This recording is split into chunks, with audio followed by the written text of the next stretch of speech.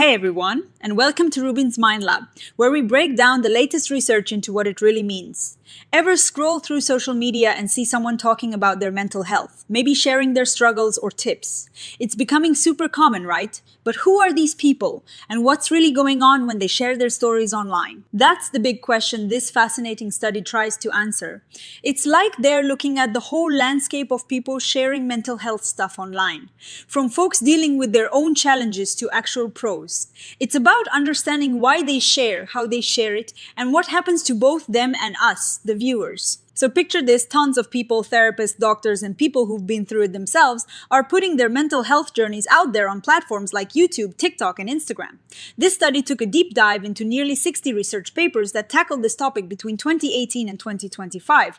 What they found is that most of these creators are sharing their own lived experiences with mental health conditions, rather than being doctors or therapists, and the topics everything from general mental health struggles to specific things like ADHD, eating disorders, and depression. The researchers looked at how these creators communicate. They found 4 main ways teaching people about mental health, which they call psychoeducation, promoting services like therapy, sharing their personal stories called self-disclosure, and speaking up for change, which is advocacy. Psychoeducation was huge, used in almost 70% of the studies.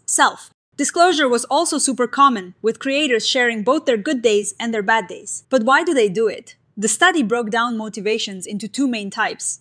Internal drivers, like wanting to help themselves or others, or just feeling a need to express themselves. And external drivers, like getting noticed or maybe even making money.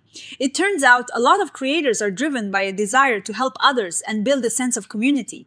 It's like they're saying, I went through this, and if I can make it easier for someone else, I should. But there is also this other layer where sometimes sharing their story is a way for them to process their own experiences, almost like a form of self-therapy. And yes, the study also found that some creators or motivators are motivated by more direct rewards, like professional recognition or even making an income. Now, this is where things get really interesting and a little complicated. The researchers noticed this constant push and pull between providing genuine care and turning it into something you can profit from. Think about it. Social media platforms are designed to keep you engaged, often through algorithms. This means that sometimes the content that gets the most attention, and therefore more visibility, might be the most emotionally intense or the most dramatic, not necessarily the most accurate or helpful. It's like the platform's rules of the game can shape how mental health is talked about. The studies found an interesting pattern in the topics covered. While general mental health was the broadest category, specific disorders like neurodevelopmental disorders, feeding and eating disorders, and depressive disorders appeared quite frequently. This shows a real focus on particular conditions that clearly resonate with many people. Digging deeper into how they communicate. Psychoeducation is a massive part of this. Creators are sharing information, coping strategies, and trying to reduce stigma. Self-disclosure, as we mentioned, is split pretty evenly between positive stories of recovery or resilience and more difficult narratives of struggle and venting. Advocacy, where creators push for broader awareness and change, is also a significant part of the picture. So, we've talked about why and how, but what are the results for the creators? It's a mixed bag. On the one hand, they often report feeling a sense of community, getting validation for their experiences, and even finding opportunities to make money. But on the other hand, there is a real risk of burnout from the constant pressure to post. And sometimes they face negative feedback or even attacks that can be really damaging to their own recovery. It's a lot of emotional labor. This tension between care and commerce keeps coming up. While many creators are genuinely trying to help, the platforms themselves can push them towards monetization. This can create a tricky situation where the focus might shift from authentic support to attracting sponsors or selling products. For us as the audience, the benefits can be huge. Lots of studies show that people gain more mental health literacy, become more aware of different conditions, and feel more connected. It can be incredibly validating to see someone share a similar struggle and feel less alone. But there are also downsides. The study mentions things like mass social media-induced illness, which sounds pretty intense. This might refer to cases where seeing a lot of content about certain conditions, like Tourette-like behaviors, or eating disorder preoccupations, can actually trigger or worsen symptoms in viewers, especially younger ones. It's a reminder that this content can have a real, not always positive impact. And very often, studies found that the effects were mixed. The same content that might help one person feel understood could be triggering for another. This highlights how complex it is and how much individual experiences can vary. One of the challenges the researchers found was that there isn't one single way to define what a mental health content creator is. The field is growing so fast that it's a bit all over the place.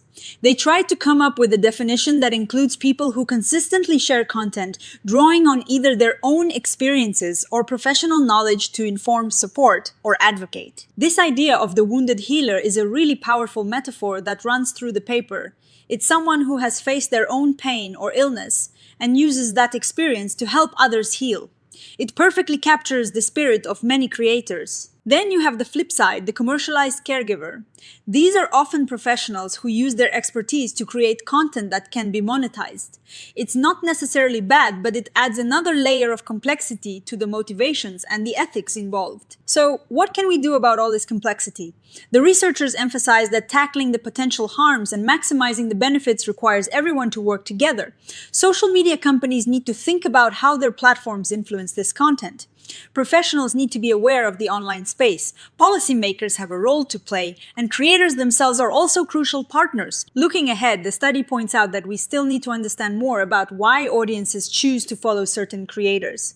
Are they looking to improve themselves, compare themselves to others, or just find a sense of belonging? Understanding audience motivations is key. And for researchers, they're calling for studies that use a mix of methods, combining what people say they do with what they actually do online over longer periods. This will give us a clearer picture of the real long-term impacts. Overall, this research shows that mental health content creation on social media is a really dynamic and complex area. It's a powerful tool for sharing knowledge and reducing stigma. But it's also a space where authenticity can clash with commercial interests and where good intentions can sometimes lead to unintended negative consequences. It's a double-edged sword that we're all still learning to navigate. What do you think about mental health content online?